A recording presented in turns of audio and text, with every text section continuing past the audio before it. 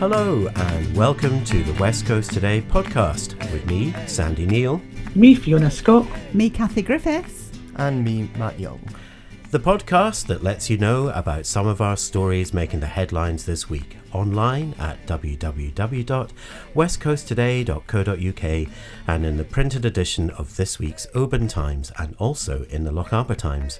We love hearing your stories, so why not drop us an email at editor@obantimes.co.uk or through our socials, or give us a call on 01631 568 000.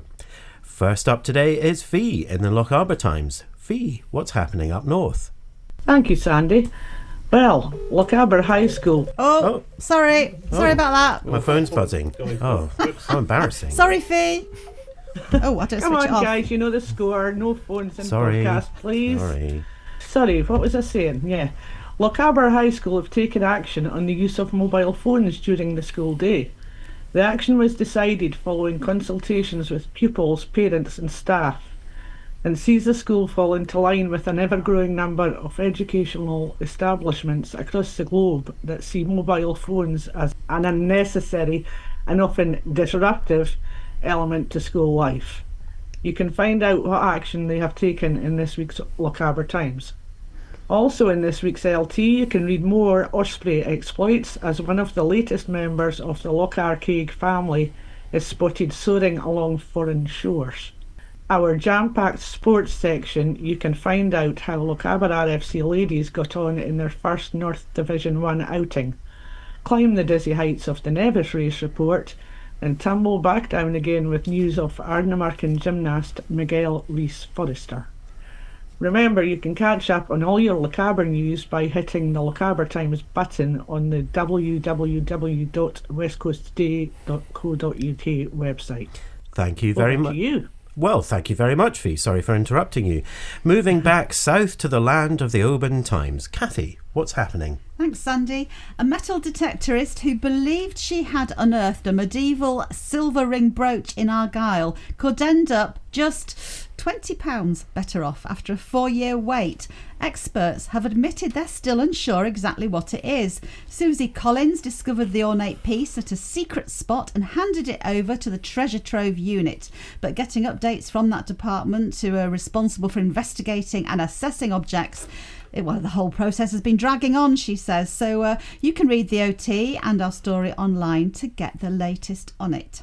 Easdale Island's World Stone Skimming Championships has got its first American victor. 400 competitors clambered onto the tiny rock on Saturday to take part in the event that has global appeal. We've got some cracking photos from that for you to have a look at. It was John Jennings from Kentucky, who took the overall champ title this year. Well done, John. Dalmally Show's numbers are up, both in spectators and livestock entries at the weekend. That's our last show of the year. You can see the OT and our sister Lochaber paper for some great photos and a full report of that. Thank you very much, Kathy. Now, Owen is away this week, but here to present his stories is our excellent new reporter, Matt Young. Should we give it a round? Way! Hey, round of applause. Well done. Thank you, everyone, and thank you, Sandy. The man known as the Road Rage Cowboy rumbled through Oban on his tractor as he nears the end of a 5,500-mile circumnavigation of Britain. Oban High School has held another successful annual prize giving. Around 180 awards were handed out to students for their outstanding efforts. Meanwhile, Oban High School Pipe Band are preparing to play their biggest ever show this December as they take to the stage at Hooley in the Hydro. The announcement came at the band's regular Wednesday practice session in Station Square before the Argyllshire gathering, where Gary Innes of the supergroup Manran came to surprise them with the news. And on our website, westcoasttoday.co.uk, the projected cost of Craigmuir's new ferry terminal has almost doubled in 5 years. Thank you very much, Matt. Well, that just leaves me. The Scottish Government has seized power from councillors to determine plans for a battery plant near Tynalt, which has attracted 135 objections.